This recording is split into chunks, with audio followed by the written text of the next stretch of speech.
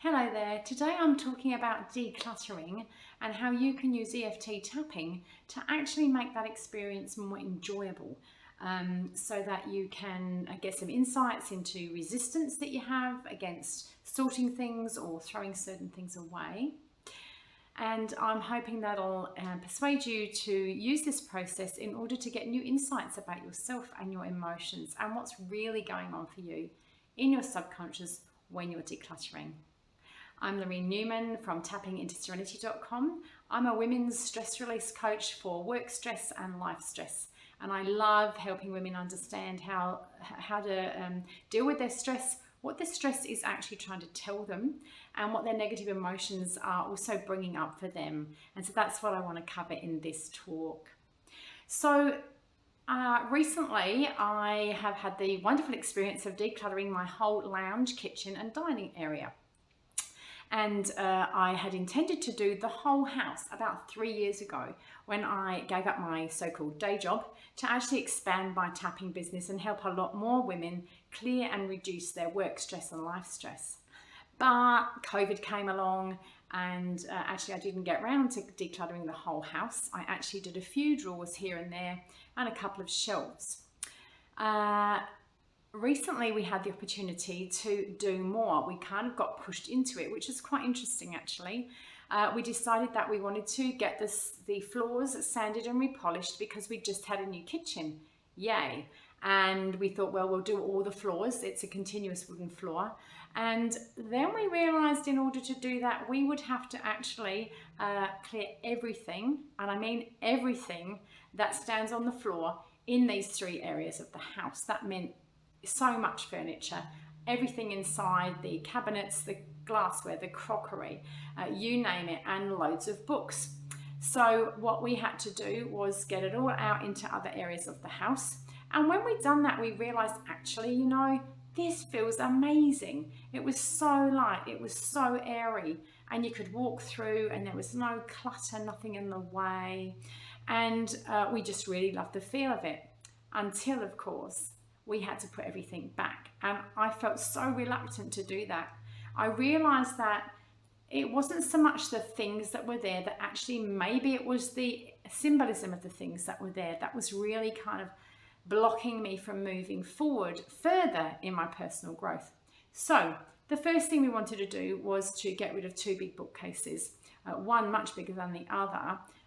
We had 400, 500, 600 books probably. We did an easy sort. We got rid of about 4 boxes to the local secondhand bookstore.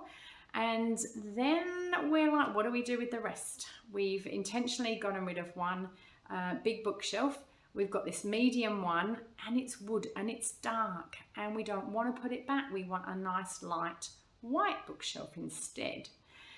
And it was slightly smaller. So I had a look online. Marie Kondo says, take each book, really feel into it. Do I really want to keep it? Yes, Marie, I think I want all 400 of these books. So that was a little bit of an issue there. When I tapped through it, I realized that some of the books, for example, a really nice bride's book, when I tapped through that, I realized, actually, I like this book. I don't need it. I probably won't look at it very often, but it brings back the memories of that era of my life when we were young and we were free and we were looking at getting married and all my friends were, and it was just wonderful. And I like the feel. I can't really get that feel any other way because I don't have photos of that feeling, and the book brings it up. So we know with people with dementia now, they're using objects as memory joggers, and this is exactly kind of what that was doing. So the tapping was really useful on those objects to come to that realization. The biggest thing I found though was with the bookshelf. Now I put it onto the local community online page.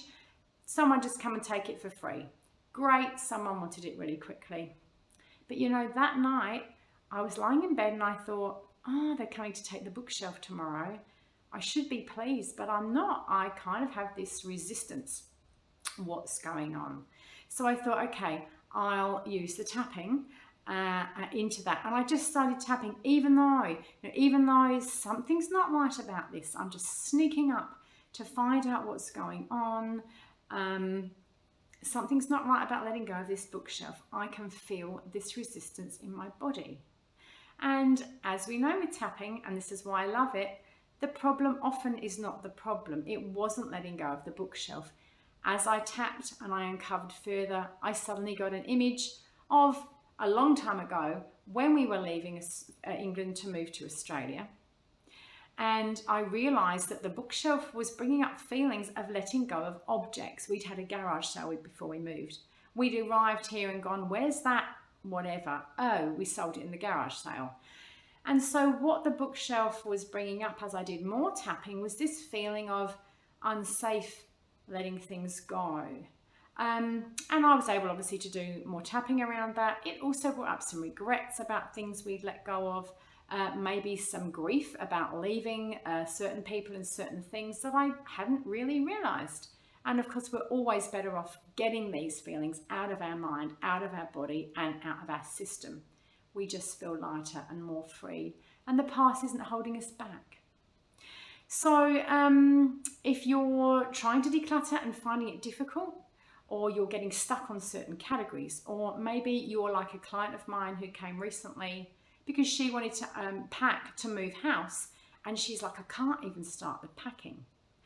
Her story is in my latest blog. If you'd like to hop over to tappingintoserenity.com, you can read more about tapping and decluttering, and there are some interesting links there to studies that have been done, and you can read that lady's story of what she discovered as we tap through this resistance to packing. So if you'd like more help, you'll also find on my website the ways that I can help you through private online sessions, or if you happen to be in Adelaide, face-to-face. But anywhere, let's get on to clearing those resistances, and you might have some really interesting discoveries as that lady did that I tapped with. So tappingintoserenity.com, look at the blogs tab, and you might find some other interesting topics on de-stressing there for you.